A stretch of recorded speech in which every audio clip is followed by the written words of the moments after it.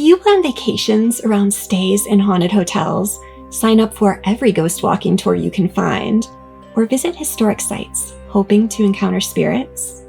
What if I told you there's an astrological tool that can increase your odds of a paranormal encounter? It's called astrocartography, the astrology of place. And it maps out what energies and life themes are amplified for you in different parts of the world. You can pack all the ghost hunting gear and study every haunted travel blog, but if the energy of the land isn't attuned to you, the spirits might stay hidden. If you're hoping to interact with ghosts, your Neptune lines are the first locations you should be looking at. Wherever Neptune is, boundaries dissolve, potentially including the boundary between the living and the dead. In this video, I'll tell you why Neptune lines can open you up to ghostly encounters, what types of hauntings you would be most likely to face on the different Neptune lines. And if you stay until the end, I'll also suggest what to look at if you can't visit the Neptune lines on your map. I know, believe me, that Neptune lines and astrocartography are about way more than paranormal encounters. But I thought it would be fun for spooky season to focus on how understanding them might help you create the spectral trip of your dreams. Plus, for many of you, spooky season is 365 days a year. So hopefully this video will be something you'll come back to whenever you need to tap into your haunted travel agent persona. I'm Dahlia Jane. I'm a professional astrologer and certified astrocartographer. I help creatives, sensitives, and spiritual misfits unlock the hidden power in their charts. If you're already curious about the places on the globe where you might touch the paranormal, I wanted to let you know that I offer one-on-one Electrify Your World Map sessions. We can explore your personal astrocartography with a focus on haunted travel. Just note on your intake form that you're drawn to spooky destinations, and we'll map the lines and portals that speak most strongly to you with far more depth and detail than I can offer in this video. But if you're not quite ready to summon spirits with me one-on-one, don't worry, this video will give you a good starting point. And I'll also link a site in the video description where you can pull your own astrocartography map for free. Do you want to follow along? Let's begin unraveling one of the most haunted planetary influences in your astrocartography map, Neptune. In mythology, Neptune is the god of the sea, and the sea has always symbolized what lies beyond our control. Its deep waters hide as much as they reveal. Have you seen video of some of the sea creatures living at the bottom of the ocean? They look like they're from another world. The ocean dissolves boundaries, blurs horizons, and bridges the known with the unknown.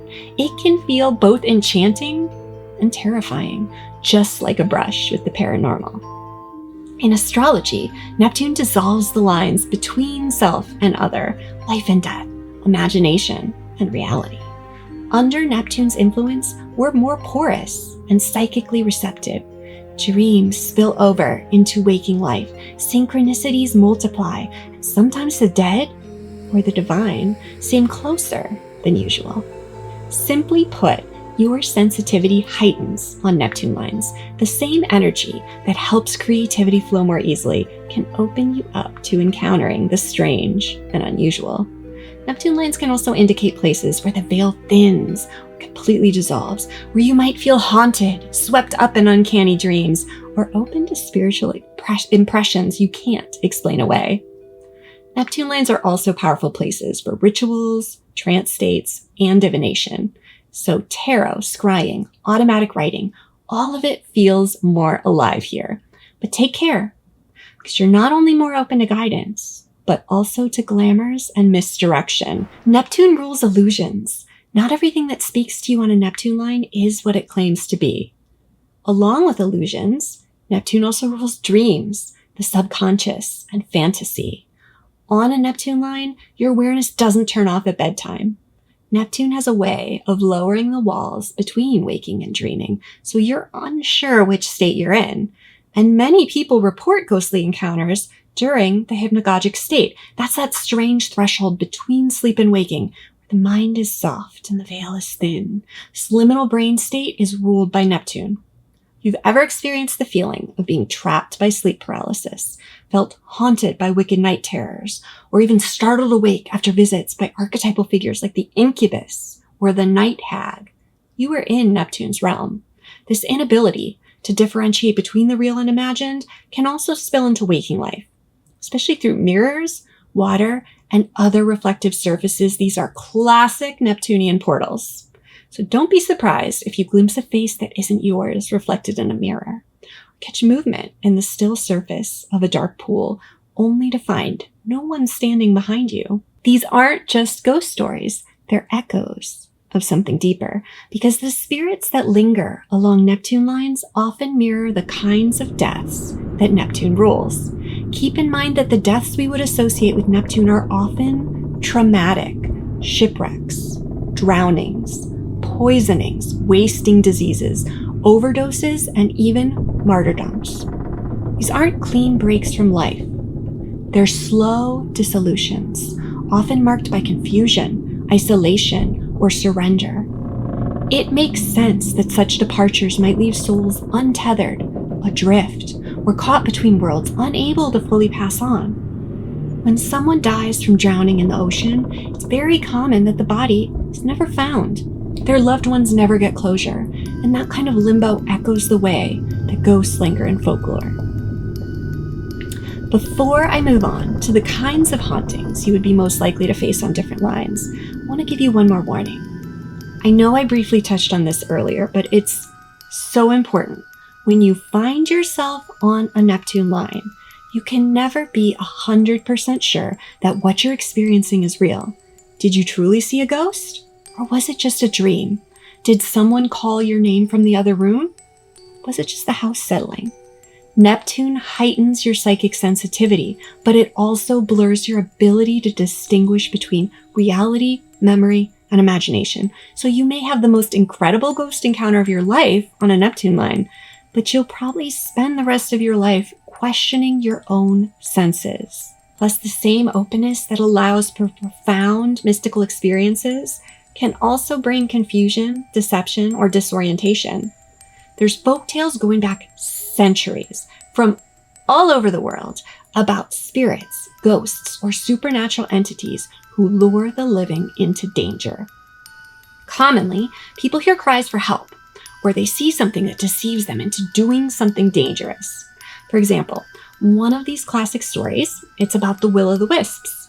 The will-o'-the-wisps appear at night as lights over marshes or bogs, and travelers head towards them, thinking they're a sign of civilization, and instead they sink to their watery doom. These tales warn us not to stray from the path, but the deeper theme is pure Neptune, illusion, enchantment, the danger of being pulled under by beauty. If you over-romanticize the idea of a paranormal encounter, don't also keep your wits about you. Legends tell us you could be lost forever. I'm not trying to scare you. Okay, maybe just a little, but mostly I am warning you. Neptune makes you porous. And when the veil drops, you don't always get to choose what comes through. Moving on. Everyone has 4 different Neptune lines on their astrocartography map. Each Neptune line expresses Neptune's influence differently. If you do choose to travel to a Neptune astrocartography line, here's how that may play out for you. On a Neptune Ascendant line, the energy will go straight into your body and your aura.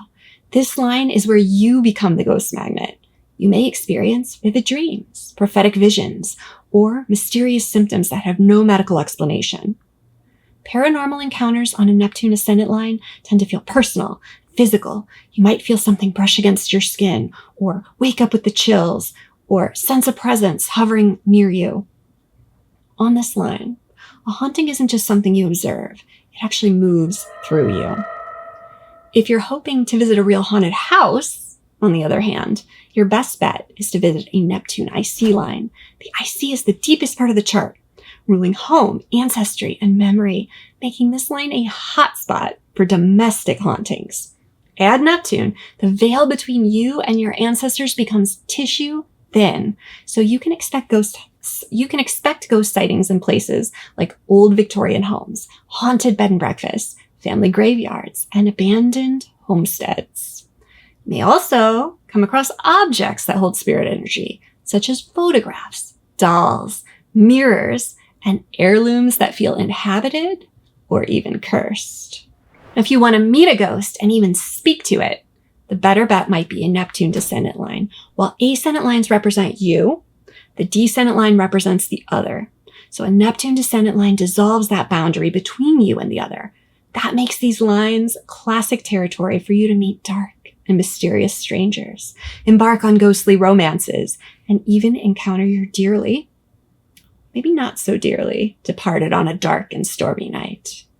I know you've heard one of those cringy horror stories where someone encounters a charming stranger, they have a nice conversation, and then later they find out the person they remember meeting was in fact dead the whole time. Okay, that kind of illusion or deception sounds to me like Neptune at work. Romantic hauntings, spirit lovers, spectral seducers, all fit the themes of Neptune Descendant lines. And so does hearing laughter down the hallway in a hotel where you're supposedly the only guest.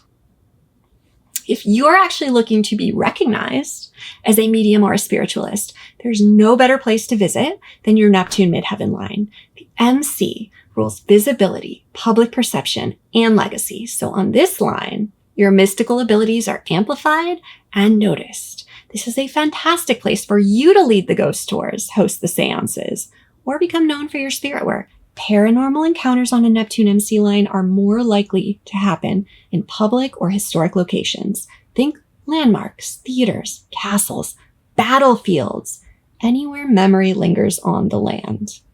The ghosts you meet on this line are often the ghosts of public deaths, tragedies, or unsolved mysteries.